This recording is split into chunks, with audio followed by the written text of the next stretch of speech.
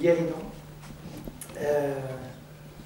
Jean, je te laisse le micro et comme de tradition, 45 minutes de discussion, un petit peu plus, en fonction d'une heure, 2 heures. Bien, donc Tony, je pense que plus que les autres films, beaucoup d'entre vous ne le voyaient pas la première fois. Alors toujours la question traditionnelle, quels sont ceux qui ne le voient pas la première fois? C'est ce que vous semblez, et ceux qui l'avaient déjà vu. Oui. Bon, pour commencer, je pense que c'est peut-être mieux que vous interveniez directement. Là encore, il y a tellement de choses à dire sur ce film, à la fois en tant que film et en tant que film appartenant à une œuvre. Donc, je voudrais que vous lanciez la discussion par une question. Oui. Une seconde.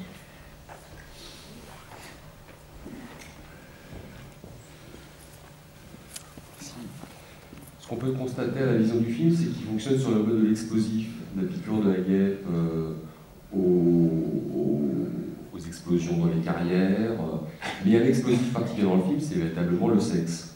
Le sexe comme mode d'explosif de tout ce qui tient des clivages, d'abord raciaux, mais je pense que dans la vision de Renoir, plus que raciaux, c'est véritablement sociaux. C'est ceux qui détiennent les propriétés, ceux qui ne les ont pas, ceux qui s'illusionnent de mauvaises, certains qui n'ont pas de bonnes visions, de bonnes appréciations de la situation actuelle. Je pense que c'est le cas de Tony. On parlait précédemment de la tentation romantique, je pense que Tony en est d'abord victime. Et ceux qui, par contre, dans le cadre du Parisien, enfin celui qui veut partir à Paris, c'est le pragmatique, c'est l'économe, c'est celui qui a l'argent, qui veut partir, qui gère la sexualité dans une direction du possédant. Donc, mais l'explosif, mais c'est véritablement entendu le sexe qui explosait cette situation. Alors, bon, c'est que vous commencez par cette réflexion, parce que, en général, les gens ne la voient qu'à la fin. Je ne dis pas que le sexe ne le voit pas, mais je dirais la poétique même du film, ce dont vous parlez, est beaucoup plus, en effet, est très secret, c'est-à-dire, pour reprendre ce thème fondamental chez Renoir du dionysiaque et de l'apollinien, et ici nous sommes dans un monde, dans un univers, où apparemment tout est dans l'ordre apollinien, c'est-à-dire dans l'ordre de la culture latine, qu'elle soit espagnole, italienne, française, un ordre qui est très marqué par les codes religieux et les codes sociaux influencés directement par la religion, et qui à la fois accepte le sexe, mais n'accepte pas vraiment, au fond, refuse le sexe.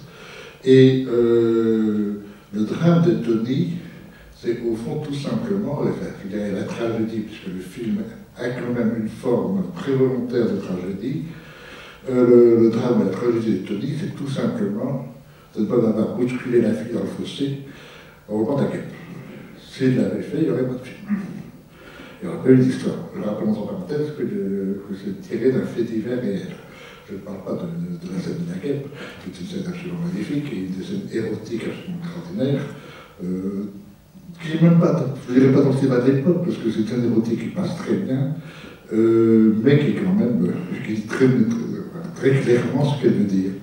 Et c'est vrai que tout le personnage de Tony est fait sur ce côté apollinien, solaire, mais d'un soleil qui a été complètement bloqué en soi-même, qui dévore totalement le personnage en lui-même et qui, au fond, le détruit par une sorte d'intensité solaire et en effet explosive. C'est absolument exact. Pour moi, le plan clé du film, vous avez parlé de la scène de la guerre, à l'évidence, mais elle est beaucoup plus sensuelle, elle est beaucoup plus humaine et charnelle, mais le plan clé du film, c'est le moment de l'explosion de la carrière. C'est-à-dire, justement, Voilà ce qui va se passer. C'est pas pour rien que le film, alors là on rentre vraiment dans la poétique de Renoir, dans la poétique de Renoir, à la fois le jour et la nuit. Et à la fin, ça ne peut être que dans la nuit que la chose se passe. Avec alors maintenant énormément de choses qui reviennent sur Renoir, en particulier le travail sur le près et le loin, qui est essayé de travailler véritablement, là encore dans l'ordre poétique. Plus le personnage de Tony est loin, plus il la voit près. Tout ce caractère obsessionnel, absolument magnifique, est une fabuleuse vérité, vérité humaine, tout en étant une pensée d'abord poétique. D'où la force de ce film, qui est une histoire, d'accord, dite réaliste, une histoire dite ouvrière, si on veut, chose aussi importante, puisque ce film-là est à la base du néo-réalisme italien qui va venir 10 ans plus tard avec Visconti et Rossellini. Rappelons au passage que Visconti a travaillé aussi avec Renoir, donc l'influence est directe. Et le côté social qui est encore aujourd'hui très, très moderne, même si aujourd'hui ce ne seront plus des catholiques du Sud, ce seront des musulmans ou des noirs, quoique dans le film vous avez quand même un noir qui est là, et la notion d'intégration tout à fait accomplie dans ce que vous démontrez, mais ce problème social de l'immigration est ici admirablement traité, avec justement la recherche de ce qui était les origines, ce qui appartenait à chacun des peuples. Je trouve que ce qui appartient à l'espagnol, ce qui appartient à l'italien, ce qui appartient au sud, et ce qui appartient évidemment horreur absolue aux Parisiens, tout cela fait le film en même temps. Mais ce n'est pas ces éléments, je dirais, sociaux sont capitaux. Mais la vraie force du film, c'est justement la conception poétique par rapport à l'amour lié à l'idée solaire, mais d'un soleil qui ne se manifeste pas, qui ne s'épanouit pas, mais au contraire qui s'intériorise et finalement se détruit lui-même. C'est ça la grande force du film. Je crois que monsieur veut parler de moi.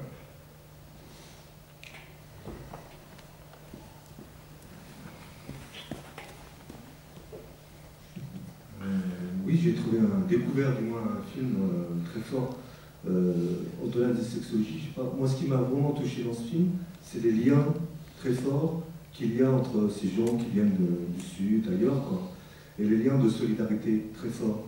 C'est-à-dire des gens qui partent, qui s'exilent pour manger à leur famille, et qui échouent. Tony échoue finalement parce qu'il meurt. Le prétexte est une histoire d'amour, mais en même temps, c'est une solidarité très forte qu'il y a entre ces gens qui chantent ensemble, enfin, qui mangent ensemble et qui vivent d'une manière très dure, très difficile, quoi. Et ça, c'est remarquablement très, enfin, non seulement au point de vue filmage, mais dans les relations qu'il y a entre ces gens qui souffrent, qui font un travail très difficile physiquement, mais j'ai vu quelque chose de humainement très fort. Et c'est, enfin, dans ma mémoire, c'est la première fois que je vois un film où on voit à la fois un noir et des gens qui viennent de l'autre côté, quoi, pour un hypothétique bonheur. Oui. Bon, là vous abordez le film, bon, je dirais pas l'autre face, enfin sur une face importante ici, c'est disons la plus visible d'ailleurs, c'est le film, enfin, c'est la face du discours politico-social ou sociopolitique. Nous sommes donc en 1934, le Renoir de plus en plus manifeste un attrait affiché même pour la gauche et même pour l'extrême gauche. Il ne sera jamais communiste, mais à partir des années 33-34, il est très très proche du Parti communiste. Il fera pour lui, il tournera pour lui un film qui sera La vie est à nous en 1936. Il fera financé par les syndicats en 1937, le film du 150aire de la Révolution, c'est-à-dire la Marseillaise. Et Il écrira dans le journal communiste du soir jusqu'en 1938 une chronique hebdomadaire, donc montrant bien son engagement. Il ne s'agissait pas ici de faire un film absolument politique, ni un film militant. Un film militant, je le répète, il le fera avec La vie est à nous. Donc il s'agit ici de faire un film qui soit une peinture de ce qu'est véritablement une classe ouvrière, sachant que si on veut être un vrai peintre, il faut peindre juste. Et on ne peint juste que si on montre des gens qui ne sont pas que des facteurs de société, qui ne sont pas que qui ne sont pas que dits des prolétaires, mais des gens qui appartiennent à des racines, et ces racines sont des racines paysannes, ce qui est très juste sur le monde ouvrier, qui est quand même à la base, le monde prolétaire qui à la base était un monde de paysans. Et ici, on est dans le monde paysan ouvrier. C'est très important, avec évidemment la culture catholique sous-jacente, l'ordre moral sous-jacent, et un monde absolument bien réglé, qui est finalement un monde oppressif par rapport à des gens qui sont dans d'autres conditions de travail, d'autres conditions d'existence, et qui ne peuvent plus obéir au schéma qui leur a été imposé d'emblée. Alors c'est comme ça qu'il faut voir le film avec, pour reprendre une chose que vous avez dite, évidemment la notion de la fraternité chez Renoir. Alors ça, c'est une notion qui est capitale, et on y reviendra en particulier demain énormément avec la règle du jeu, c'est-à-dire que Renoir, comme il disait lui-même, je suis le fils de Mozart et de mon père. Bon, le père, on connaît. Mozart, ça veut dire beaucoup de choses. Ça veut dire à la fois, bon, bien sûr, Mozart, tout simplement. Ça veut dire le XVIIIe siècle et la pensée du XVIIIe, et ça veut dire aussi la Révolution française. Non pas que Mozart soit dans la Révolution, mais enfin, l'esprit, c'est la notion de l'esprit même de la Révolution. Et Renoir, de ce point de vue, est profondément révolutionnaire.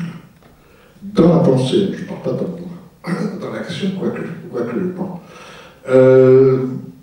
Et pour lui, le principe de base de la Révolution, qui est la fameuse formule maçonnique, liberté, égalité, et on y rajoutera plus tard fraternité, il l'a fait sienne. Ce n'est pas du tout une opinion secondaire. Et il l'a fait sienne dans sa véritable pensée, c'est-à-dire il n'y a pas de liberté sans égalité, il n'y a pas d'égalité sans fraternité. Les trois choses ne font qu'un et ne sont pas séparées comme la plupart des gens le pensent en trois éléments différents, ce qui permet d'ailleurs de jouer les notions de liberté, d'égalité et de fraternité si on les sépare de façon beaucoup plus dangereuse.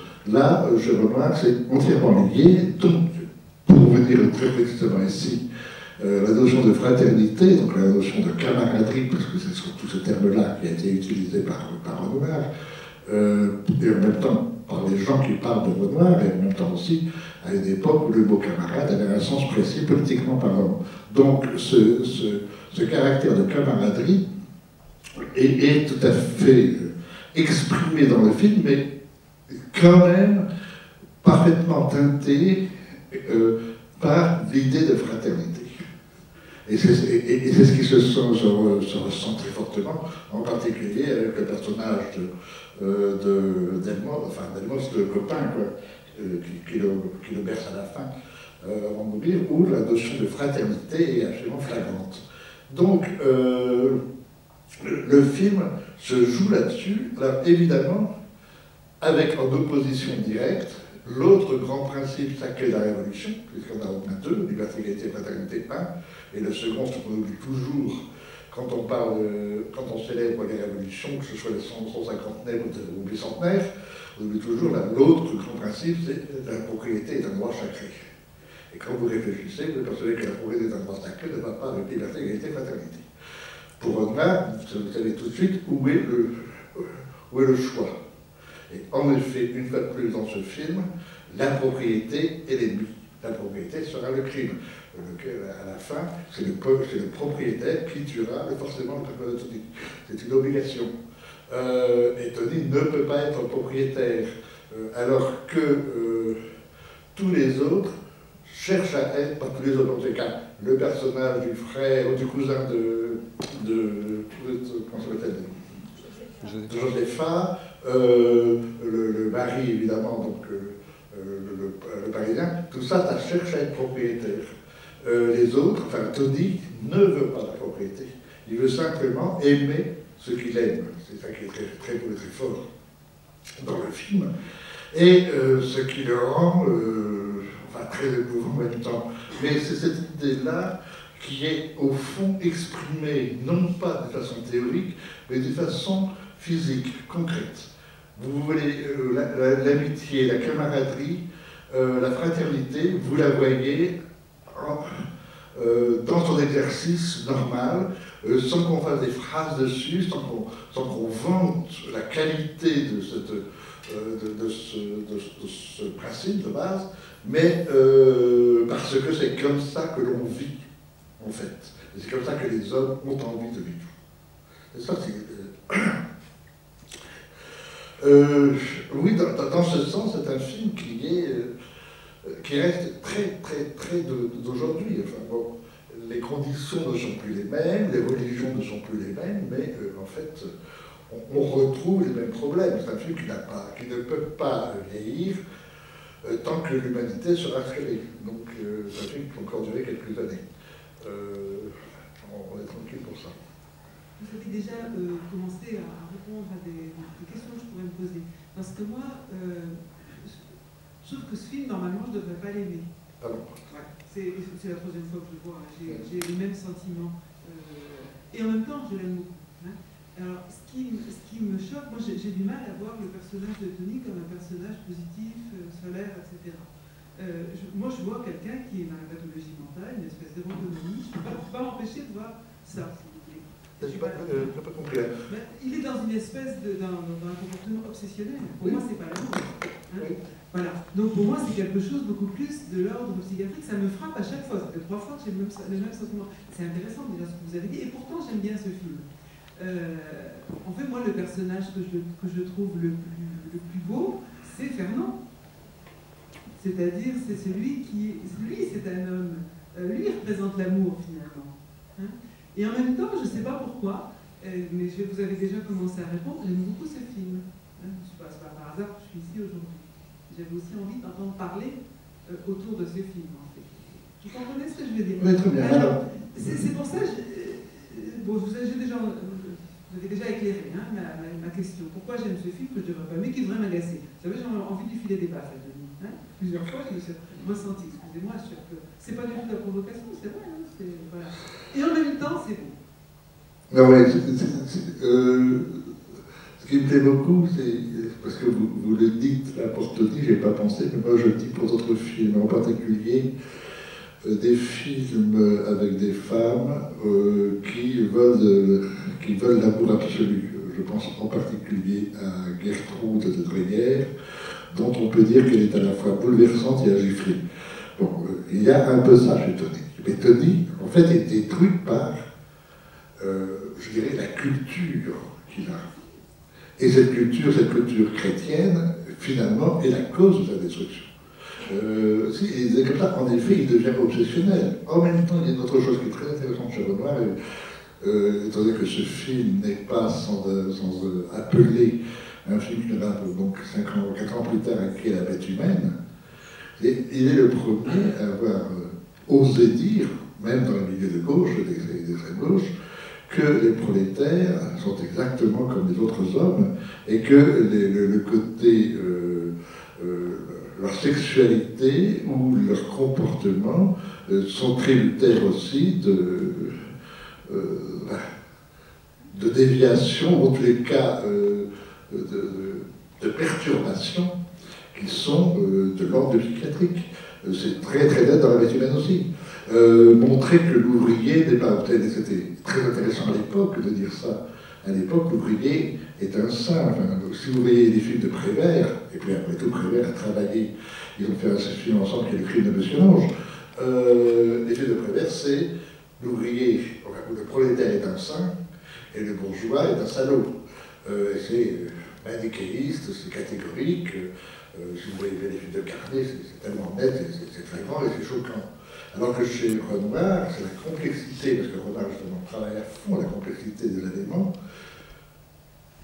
Un ouvrier ou un prolétaire, ici c'est plutôt un prolétaire,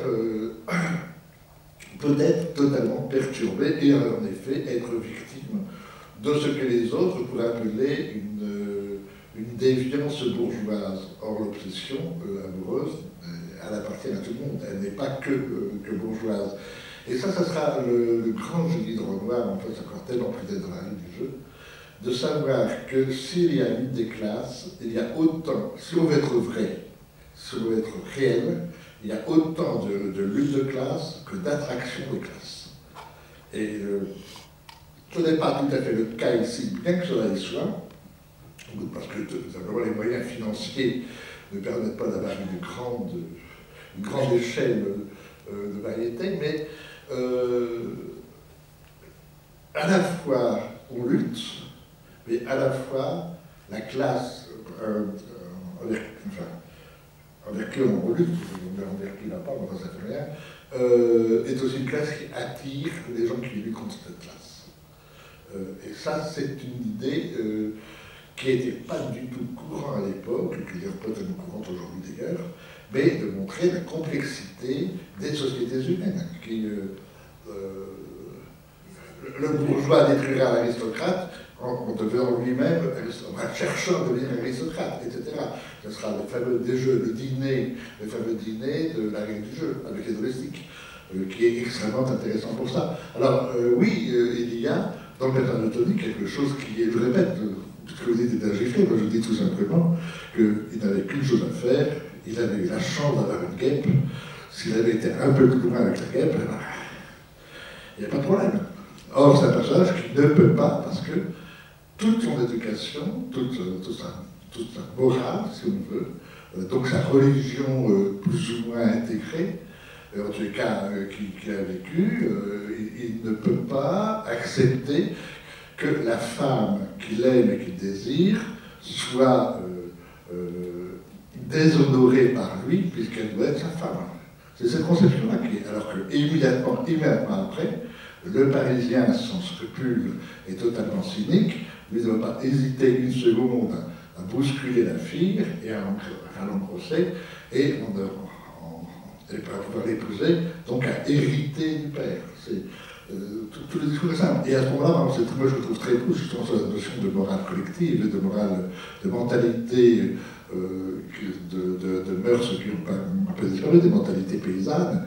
C'est tout le conseil de l'oncle quand il va mourir et qui donne l'héritage, qui est en fait l'héritage de ce que doit être une société justement patriarcale telle qu'elle a vécu. C'est aussi de ça dont parle le film. Mais on n'en parle pas pour en parler. On nous le montre parce que c'est comme ça. On en revient toujours chez Renoir au comme si, comme ça. C'est comme si on faisait semblant d'eux, et c'est comme ça que les choses sont. Elles ne sont pas si... il n'y a pas d'opposition chez Renoir. C'est une chose, d'ailleurs, si vous regardez bien le film, qui est très intéressante, c'est que le film commence par un pont, se termine par le pont, un pont métallique, mais ça c'est des choses, mais d'une droiture extrême. Or, comme vous le savez, je pense, la droite rectiligne, je dirais qu'une droite rectiligne, enfin, insistons sur le côté rectiligne, n'est pas dans la nature, ça n'existe pas. Donc, dans la nature, ce sont les courbes, ce sont les chemins qui cheminent, par exemple, là, tous les chemins comme ça, sont en mouvement circulaire, ou en tous les cas de courbe, alors que la droite est une agression contre l'ordre de la nature. Et le personnage de Tony sera forcément tué sur cette droite. Et Renoir va reprendre cette idée de la droite manifestée par le chemin de fer de façon encore plus précise dans la vie humaine. La fin de ce film appelle la fin très précisément, presque la même dans la bête humaine. Elle ne sera pas la même parce que souvent ça ne peut jamais être le même ou la même chez Renoir. Chaque chose a son existence, chaque chose a sa vie, donc on doit respecter ce qui est, de toute façon. On ne peut pas avoir une idée toute faite sur le monde. Le monde est un, donc le monde est complexe. De toute façon, je crois que les plus grands artistes, ce sont ceux qui ont compris que le complexe, d'ailleurs c'est Bono, je crois qu'il disait ça, ou alors le prix Nobel, que la vie c'est complexe. Et que lorsqu'on regarde les choses de façon fragmentaire et radicale, à ce moment-là, on fait le compliqué, on ne fait pas le complexe. La complexité est la nature même de la vie. Et chez Renoir, c'est cette complexité qui est d'autant plus fantastique qu'elle est travaillée, ou en tout cas manifestée par la simplicité absolue de l'écriture. Tout est simple. Et en réalité, c'est une science fabuleuse. Je vous donne un exemple de cette science. Je vous ai parlé ce matin, chez Renoir, du théâtre et de la composition, de la dramaturgie plastique et de la dramaturgie théâtrale. Bon, ici, c'est d'autant plus intéressant que, par exemple, la fenêtre devient elle-même obsessionnelle. Donc la fenêtre en tant qu'élément pictural, puisqu'on regarde, soit obsessionnellement toute la nuit, la fenêtre très lointaine, donc le loin, pour essayer de comprendre ce qui se passe à l'intérieur. Bon, c'était une idée obsessionnelle magnifique. Mais le théâtral est très présent dans le film, il est présent en tout cas de façon deux fois évidente, flagrante, et c'est pas du tout évident pour le spectateur quand même. La première fois, c'est lorsque Fernand et Tony descendent dans la maison, que Tony vient encore de se fâcher, enfin de se quereller avec Paris, que Fernand lui dit, enfin bon, et puis Josépha, à ce moment-là, vous avez un plan étrange. C'est-à-dire que d'un seul coup, vous avez l'écran divisé en deux, vous avez en bas l'oncle et le cousin, et au milieu d'écran, au-dessus, il y a Tony et Fernand qui passent. Comme si d'un seul coup, vous étiez dans une représentation théâtrale où les gens sont dans la fosse d'orchestre et les autres sont sur scène. Et ce qui est évident quand on regarde bien le film, qu'on comprend pourquoi ce plan, parce que c'est un plan qui quand même que l'on remarque, parce qu'il n'est pas dans la construction, en tout cas il apparaît étrange dans la construction générale, ils sont a priori plus simples et plus directs sur les objets et les choses, on s'aperçoit que c'est très logique, c'est-à-dire qu'à ce moment-là, précisément, Tony va entrer en scène. Il va entrer en scène et que son dessin va se jouer. Où sa vie va se jouer. Et c'est donc juste à ce moment-là qu'il y a la rencontre de Josépha et qu'il y a la scène de la guêpe. À ce moment-là, il va jouer son rôle et mal le jouer, puisqu'il n'accomplira pas le geste sexuel qu'il aurait dû accomplir. Et ça, c'est très précis. Vous avez d'autres moments comme ça, de théâtralité dans un milieu, dans un lieu où le théâtre n'a pas de raison d'exister, mais qui tient compte d'une chose, c'est que tout ce peuple paysan, à l'époque, avec quand même une certaine connaissance de la théâtralité, ne serait-ce que par toutes les petites troupes comme ça qui voyageaient dans les campagnes. Et c'est le moment où Marie veut se suicider. Et elle est en train de jouer son rôle, une fois de plus, et elle cherche à le jouer d'une façon dramatique, comme une reine de théâtre. Mais elle ne sait pas le jouer. Donc elle a un moment où elle se retourne sur elle-même, un metteur en scène beaucoup moins intelligent aurait dit bon, c'est pas possible, il a mal joué, on va le refaire. Au contraire, Renoir comprend que c'est ce geste-là, cette maladresse-là, qui fait que le sens du personnage, le sens de la situation, tout ce qui va arriver, est lié à cette idée que l'on se fait, cette représentation que chaque personnage se fait de son propre rôle, et elle cherche à jouer son rôle justement d'une façon mélodramatique, et elle cherche à jouer en mélodrame. Et ça, vous avez un moment de théâtre merveilleux, mais évidemment, qui ne vous est pas donné, attention, je ne vais pas souligner théâtre, non, à vous de regarder. Et une fois de plus, cela est donné comme tel. Alors, en fin de compte, si vous jouez encore la théâtralité, vous pouvez vous dire que Tony, à la fin, devient l'incarnation même, et je dirais obsessionnelle du spectateur. Il ne peut plus vivre sa propre vie en tant qu'acteur qu'en projetant cette vie uniquement par la pensée sur scène, c'est-à-dire ce qui va se passer avec Josepha et comment s'appelle son mari, j'ai oublié le nom du mari de Josepha. Albert. Et toute la beauté de cette séquence, en fait, cette très longue séquence nocturne, c'est justement qu'il ne peut plus être que spectateur. Alors là, ça renvoie à une autre chose intéressante qui va être développée exactement l'année d'après avec la partie de campagne, c'est-à-dire toujours sur les notions dionysiaques, apollinaires, solaires, nocturnes, sur l'idée de la réflexion sur l'art, et en particulier la notion d'acteur et de spectateur. Et le spectateur, c'est celui qui contemple absolument et qui éprouve toutes les sensations, les sentiments, etc. du monde par la contemplation. Et l'acteur, c'est celui qui agit.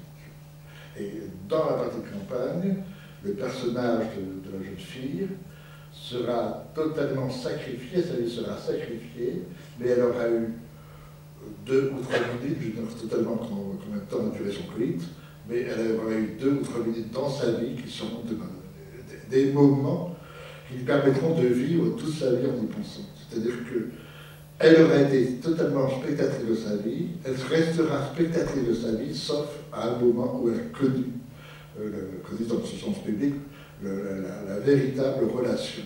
Et ici, c'est la même chose, un personnage qui, au fond, n'agit pas, et est puni, si on veut mettre de la culpabilité, ce qui n'est pas le cas, mais est victime de n'être que le spectateur de sa vie.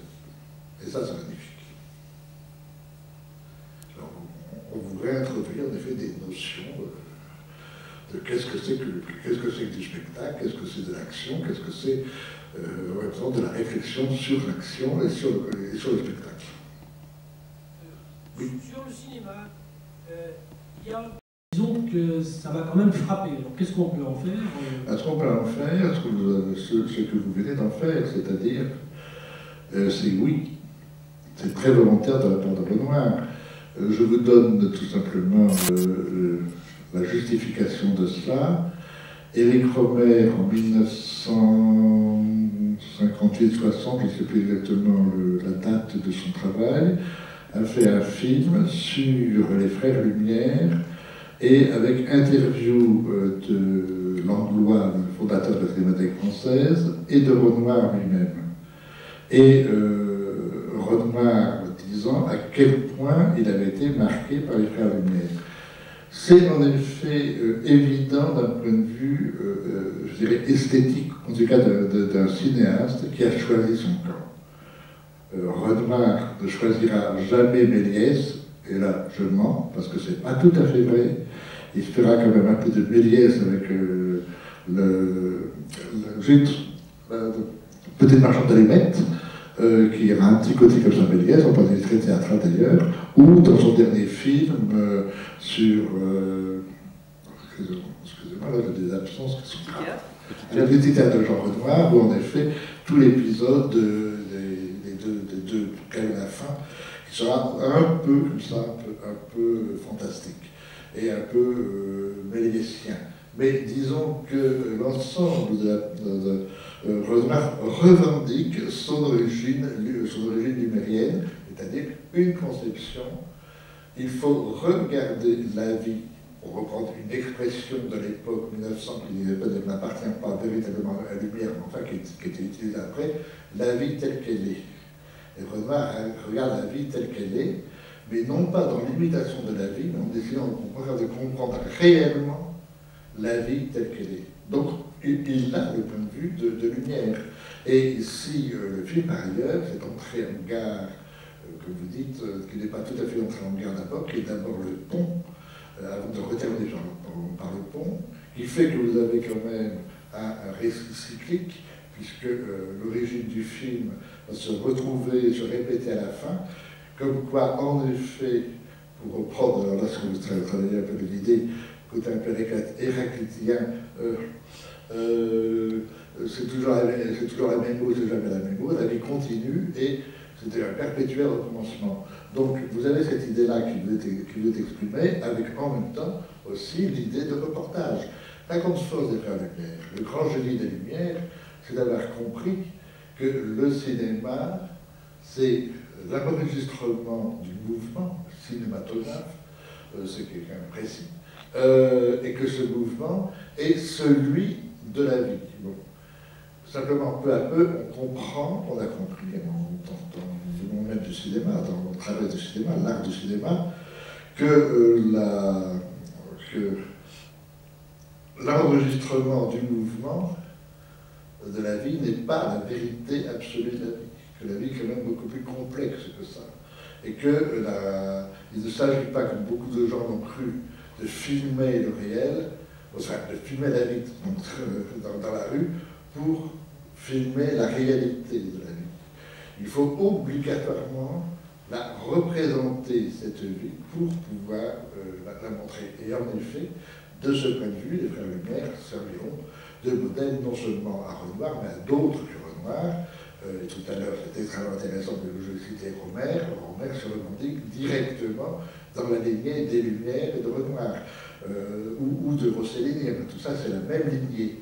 Et c'est vrai que dans le cinéma, vous avez au fond deux choix possibles, ou Lumière ou Méliès. Et bien entendu que quand même, on fera toujours un peu de Méliès si on fait de Lumière, on fera toujours un peu de Lumière si on fait de Méliès. Bon, alors maintenant, après, ça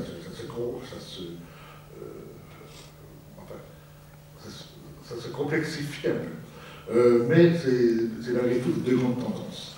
En même temps, ce qui est très beau, c'est que c'est arrivé, puisque vous parlez de ça, je vous signale que voilà donc le train arrivé par le pont, ensuite on rentre dans les compartiments, et là, vous avez le défilé du paysage à travers la fenêtre, enfin plus les fenêtres que Renoir, qui renvoie à une idée simple, une idée pelliculaire, comme si on filmait l'intérieur. Idée que reprendra Kiarostami, qui lui aussi appartient à cette tendance, le cinéaste iranien, et qui filme dans les voitures, comme si on était dans la caméra et qu'on filmait le déroulement de la pellicule. Donc ce sont ces idées-là qui sont en effet fondamentales dans la conception artistique même de l'écriture de Renoir. Donc votre réflexion est tout à fait juste et volontaire de la part de Renoir. Bien sûr qu'il a...